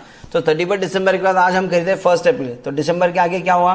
जनवरी, फरवरी, मार्च, 3 महीने का इंटरेस्ट के साथ में हमने इसको परचेस किया. सो इसके अंदर 3 महीने का इंटरेस्ट आपका लेस होगा. सो लेस इंटरेस्ट फॉर 3 मंथ्स. कितना आएगा इंटरेस्ट? फेस वैल्यू पर, that is 1 lakh. 1000 into 100, 1 lakh into 9% for 3 months. How much? 2250. therefore cost of debenture कितना? 93,750. अब उन्होंने नहीं पूछा, लेकिन आप कर दो ना. क्या? एंट्री लिखो. सो राइट डाउन. एंट्री हो जाएगी. Investment in 9% debenture account debit. Investment in 9% debenture account debit 93,750. Debenture interest account debit 2,250 to bank account 96,000.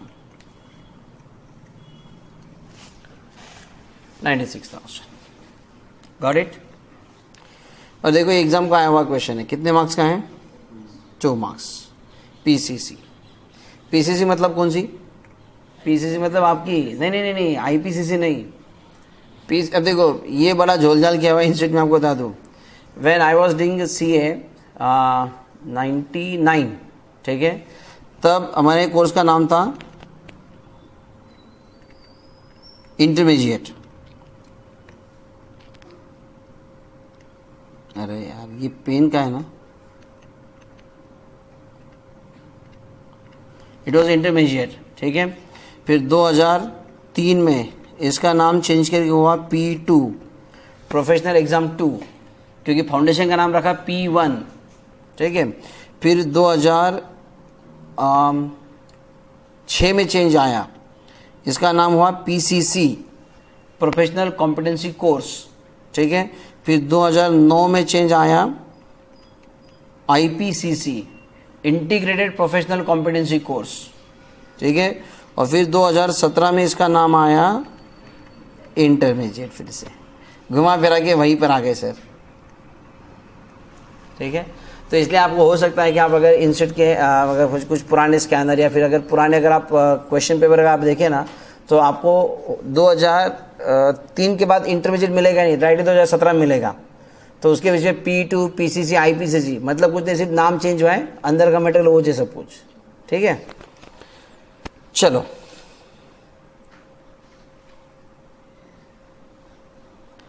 come to the next. Mr. X purchased 1,006% government bond of his 100 each on 31st January 2009 at rupees 95 each. Interest is payable on 30th June and 31st December. The price quoted is cum interest. Journalize the transaction. Again it is for 2 marks.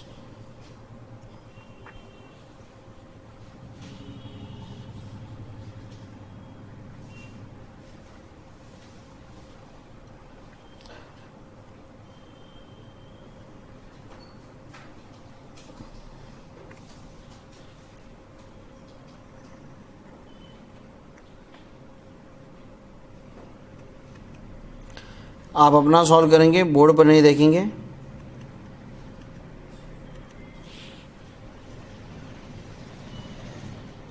हो गया? कितना है? 94 500। Check कर, you need to check. गड़बड़ कर दिया तूने कुछ तो भी। टोटल अमाउंट पेड कितनी की है? हाँ,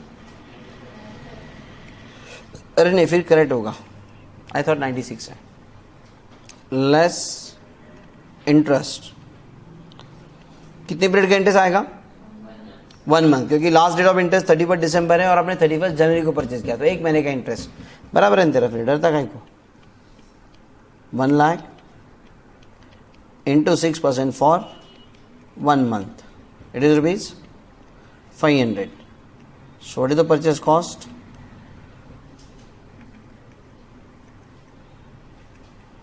Cost of bond. So entry क्या हो जाएगी आपकी? Investment in 6% government bond account debit 94,500, bond interest account debit 500 to bank account.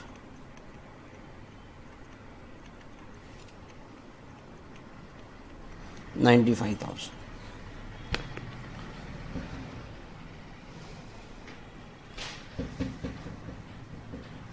Clear? Sure.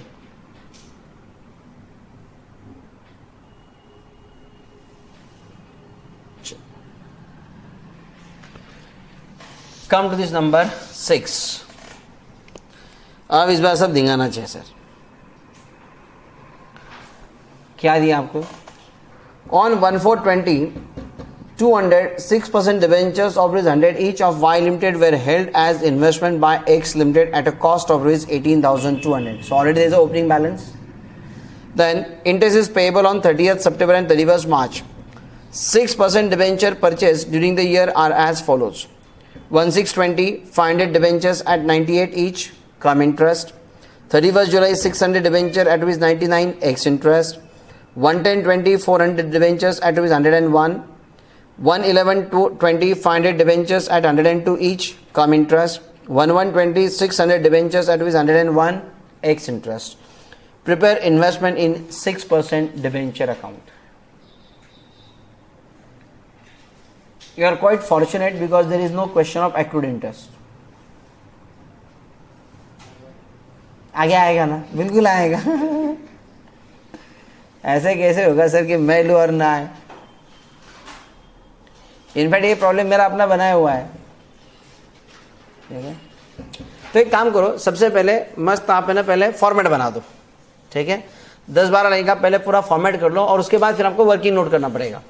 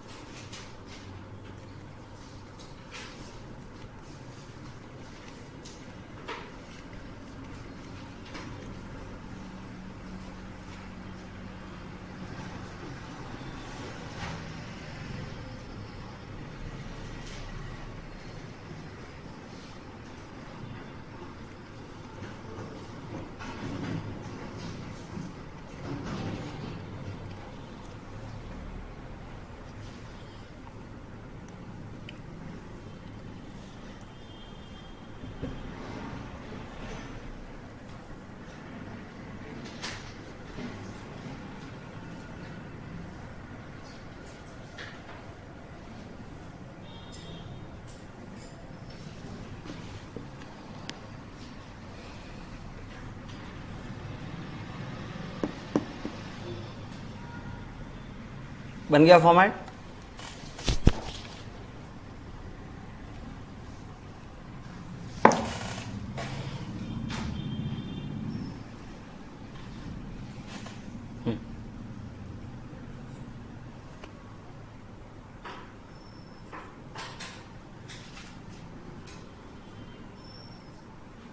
क्या भाई दिखा फॉर्मेट कैसे बनाया तुमने?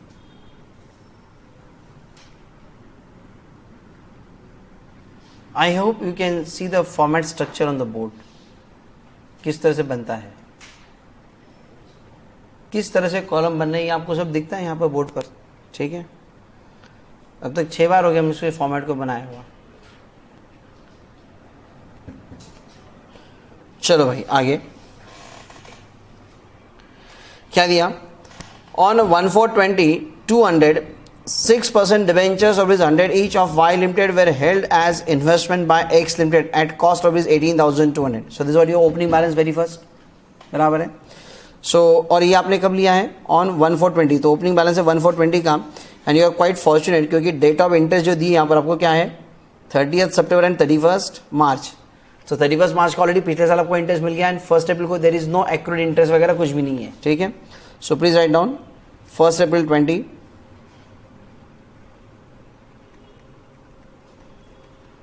टू बैलेंस ब्रॉड डाउन, कितने डिबेंचर्स हमारे 200 डिबेंचर्स ऑफ 100 ईच, मतलब नॉमिनल वैल्यू हो गया आपकी 20,000 एंड डायरेक्टली कॉस्ट आपको दी है 18,200।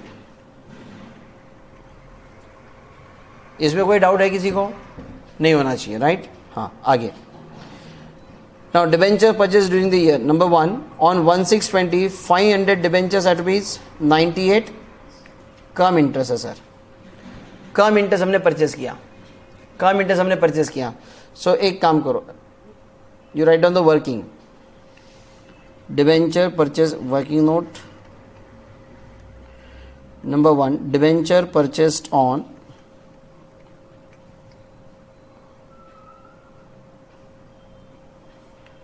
1620। तो एक काम करो, आपका अगर पेज है ना, मैं एक सिंपल सी बात बता रहा हूँ, समझो ये आपका पूरा पेज है यहाँ से यहाँ तक, ठीक है।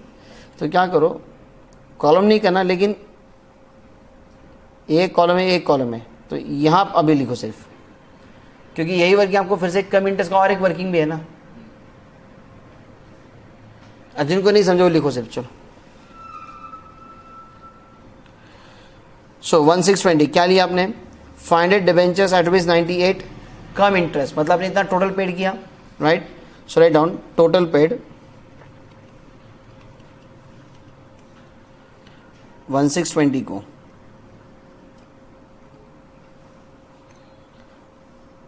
500 इंटू 98 कितना 49,000।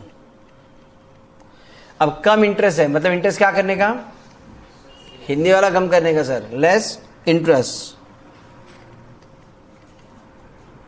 Less interest. कितना इंटरेस्ट आएगा ऑन द फेस वैल्यू ₹50,000। अब देखिए यहाँ पर आपने परचेज किया 1 जून को, तो 1 जून के पहले इंटरेस्ट कब था 31 मार्च, इसका मतलब है मार्च के आगे अप्रैल मई 2 महीने गए, जून नहीं गया क्योंकि 1 जून को हमने लिया। सो 2 महीने का इंटरेस्ट आपको इसमें आ गया फुकट में, वो लेस कर दो। So less interest 50,000, rate of interest कितना है 6%। सो 50,000 पर 6% से 2 महीने का कितना, is it 500? 500 okay fine. 2 line छोड़कर लिख दो, therefore cost of debenture it is 48,500 2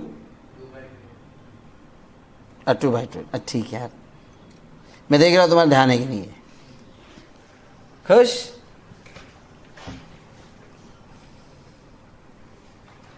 sir की गलती जब निकालते आ जाए ना तो समझ लेने का अपने को आ गया।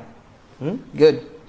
48,500। सो इसकी एंट्री क्या हो जाएगी आपकी, debenture account debit 49,000 sorry 48,500, interest को डेबिट 500 टू बैंक अकाउंट 49,000। तो हम डायरेक्टली इसका पोस्टिंग कर देंगे अब। सो यहाँ पर डेबिट में आ जाएगा 1620 to bank account, cost column में 48,500, इंटरेस्ट कॉलम में 500 and your nominal value rupees 50,000। Got it? चलो द नेक्स्ट 31 जुलाई 600 debentures at rupees 99 ex interest, 99 ex interest है, मतलब यहाँ पर इंटरेस्ट के लिए आपको एक्स्ट्रा देने हैं, इंटरेस्ट के लिए आपको एक्स्ट्रा देने हैं यहाँ पर, बराबर है। तो मुझे एक बात बताइए, अगर आपको इंटरेस्ट के लिए एक्स्ट्रा देने हैं, इसी का मतलब ये हुआ ना भाई कि 600 इंटू 99, ये क्या है, मेरी कॉस्ट है। तो ये कॉस्ट है ना। अब तुम लिखो मत, एक मिनट रुक जाओ, हर एक का वर्किंग नहीं लिखते हैं, थोड़ा कॉमन सेंस भी है। प्लीज डू नॉट राइट 31 जुलाई 20, this is to bank account. Now here see, मैंने कितने डिबेंचर्स लिए यहाँ पर, 600 debentures at rupees 99 ex interest है, मतलब 600 इंटू 99 59,400, ये मेरी क्या है, कॉस्ट है। और इंटरेस्ट के तो एक्स्ट्रा देने का है ना, तो 59,400, क्या मैं 59,400 मैं डायरेक्टली कॉस्ट में लिख सकता हूं कि नहीं, बराबर है। और इंटरेस्ट कितना आएगा इस बार, देखो फेस वैल्यू कितनी है 60,000 इंटू 6% से कितने महीने का, 31 जुलाई। इससे पहले इंटरेस्ट कब मिला था आपको, 31 मार्च, इसका मतलब अप्रैल मई जून जुलाई, 4 महीने का इंटरेस्ट, 4 महीने का इंटरेस्ट हमको इसमें एक्स्ट्रा देने का है। तो कितना आया 1200। सो हो गया ना सर, डिबेंचर को डेबिट 59,400, इंटरेस्ट को डेबिट 1,200 टू बैंक। एंट्री करेंगे तो टू बैंक लिख देंगे, अमाउंट जो आएगा वो। अरे भाई समझ में आया क्या, ठीक है। तो एक्स इंटरेस्ट परचेस रहा ना, आप डायरेक्टली अकाउंटिंग कर सकते हो। एक्स इंटरेस्ट की केस में, मैं फिर से बता दूं, एक्स इंटरेस्ट की केस में ये जो आपका 600 है, ये जो आपका 600 है और ये जो 99 है, this is what the directly cost है ना आपकी। तो 600 इंटू 9 डायरेक्टली कॉस्ट कॉलम में लिख दो, और 4 महीने का इंटरेस्ट इंटरेस्ट कॉलम में लिख दो, हो गया। सो राइट डाउन,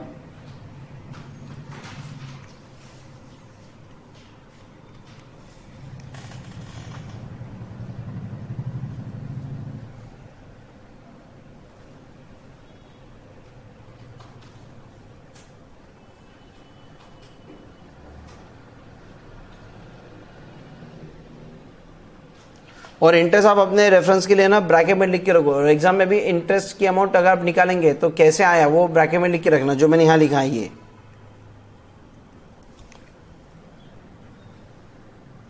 चलो आगे, अगला परचेज कब है, 1 अक्टूबर। लेकिन इससे पहले क्या होगा, हाँ बोलो।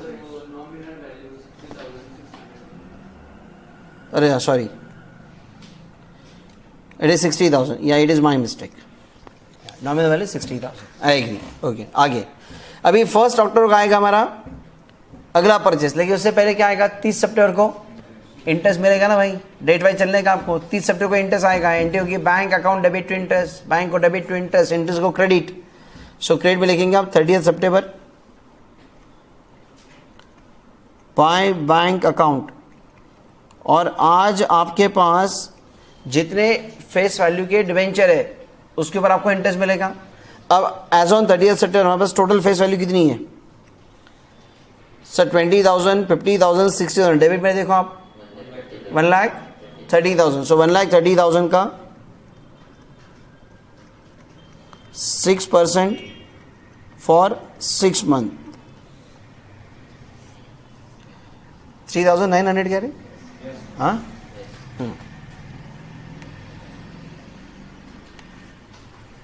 3,900।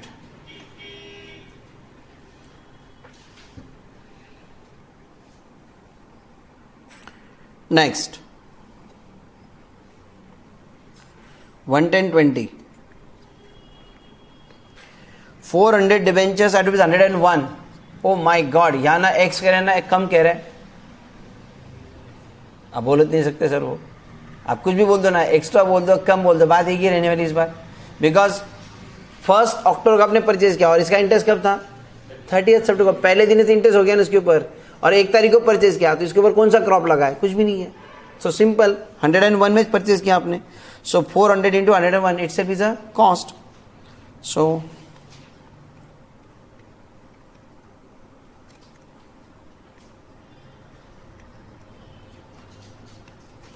First October to bank account 400 debenture that is 101, so face value 40,000 and cost is 40,400. Interest में आएगा dash. Next purchase 1/11/20 500 debentures at 102 each cum interest. So 1/11/20 cum interest है, क्यूमुलेटिव ऑफ इंटरेस्ट मतलब इंटरेस्ट आपको कम करना पड़ेगा. इसका मतलब इस बार आपने 500 इंटू 102 ये जो दिया है टोटल, इसमें से इंटरेस्ट आपका कम हो जाएगा. तो वो जब आपने पहला वर्किंग लिखा था ना, उसके ऊपर आ जाएंगे आप लोग. मैंने कहा था यहाँ पर वो स्पेस रखो करके, ठीक है. So now what is the total amount you paid? 500 into 102 ना, हाउ मच? 51,000.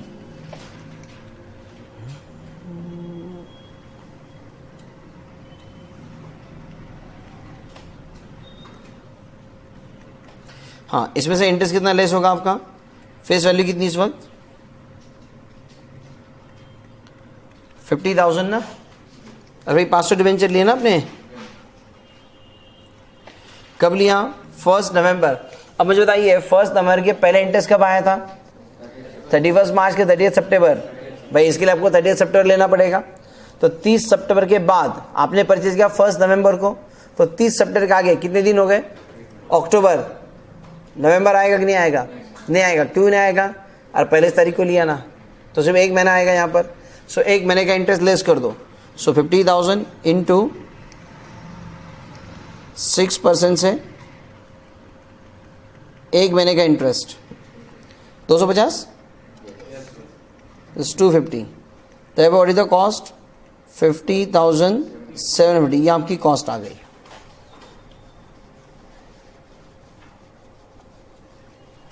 क्लियर सबको?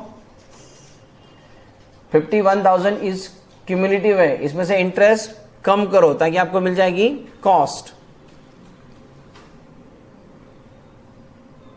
सो हियर डेबिट में 1 नवंबर टू बैंक अकाउंट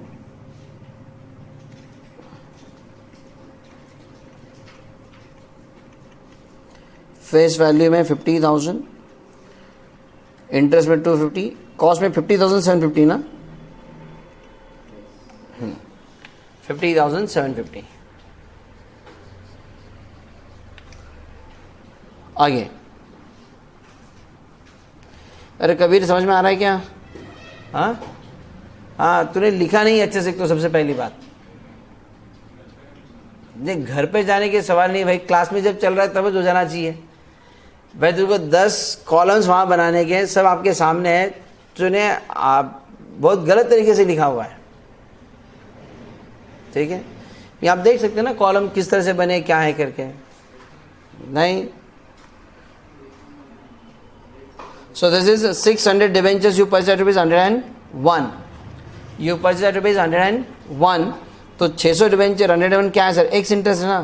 तो इसका मतलब क्या है सर? 600 इंटू 101 ये आपकी डायरेक्टली कॉस्ट है.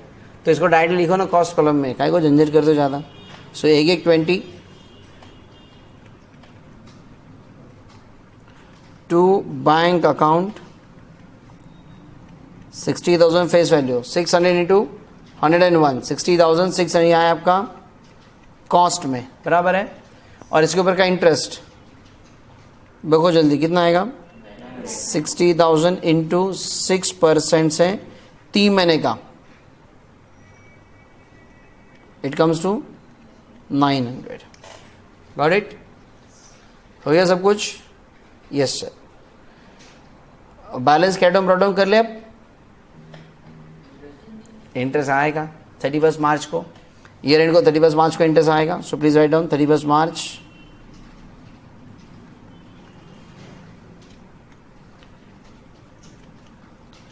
Bye bank. And as on today जितनी हमारे पास फेस वैल्यू है उस टोटल अमाउंट पर आएगा इंटरेस्ट फॉर 6 मंथ. तो कितनी फेस वैल्यू टोटल? अब डेबिट नॉमिनल वैल्यू का टोटल कितना? 2,80,000. सो 2,80,000 इंटू 6/100 इंटू 6/12 कितना है रे? 8,400. या नाउ प्लीज क्लोज. और कोई एक्रूड इंटरेस्ट तो है नहीं सर, 31 मार्च को इंटरेस्ट मिला है, 31 मार्च ईयर एंड भी है आपका, सो there is no question of accrued interest वगैरह कुछ भी नहीं है।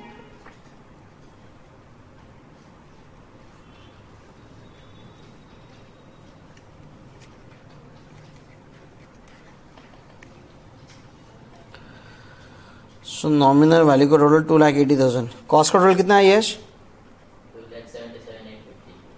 277,850।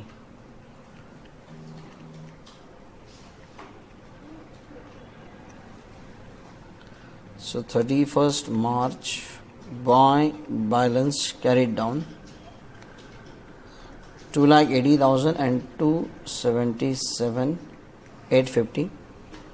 Next year 142 balance brought down.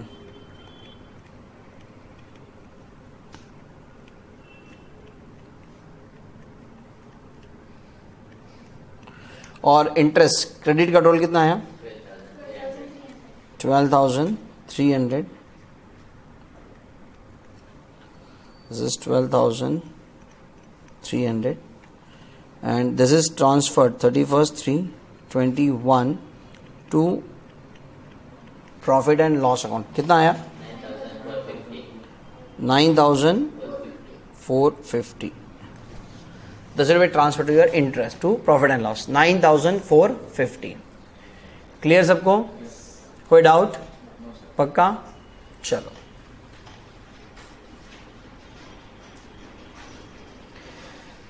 पक्का ध्यान रखिए सर।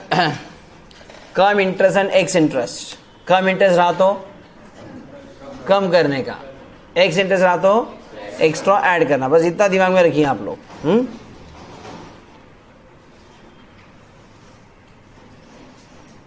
नंबर 7,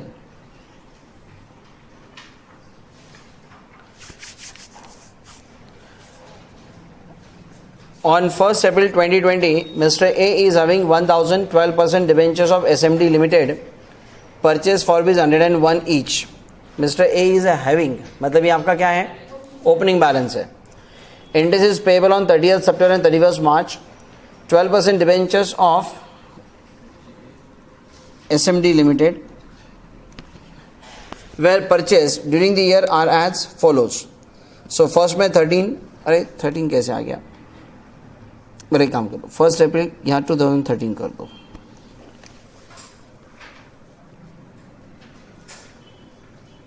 टाइपिंग एरर हो जाती है कभी कभी। सो फर्स्ट में 13 600 debentures at 98 each ex interest. 1st July 100 debentures at 99 cum interest. 1st October 300 debentures at 99 each. 30th 11 400 debenture at 100 each cum interest and 1114 200 debentures at 102 ex interest. Prepare investment in 12% debenture account. क्या करेंगे इसको? Homework पे लेंगे, same है homework पे लेने का, करेंगे पक्का? चलो okay, this is for homework.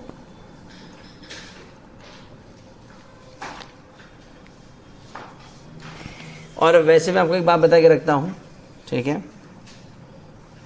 कौन से प्रॉब्लम में होमवर्क में है ये मैं आपको आज ही बता के रखता हूँ। नंबर के आगे अगर 2 डॉट्स रहे तो वो होमवर्क में रहता हमेशा। ये तो आपने मांगा, आपका बड़प्पन है। वैसे भी इस प्रॉब्लम अगर आप देखें, ठीक है, तो ये ऐसा कि पूरे नोट्स में आप ये पकड़ के चलिए सर, जहाँ पर भी 2 डॉट्स है ना, वो पूछने का भी काम नहीं, वो क्या है आपके लिए होमवर्क में है, ठीक है। सो ये तुम कहाँ जा रहे हो? नहीं नहीं, अरे अभी बहुत टाइम है क्लास खत्म होने को, रुको। अरे कहेगा जल्दी छोड़ो, ये ना क्या बच्चे तो बहुत दिन से हाथ में आए।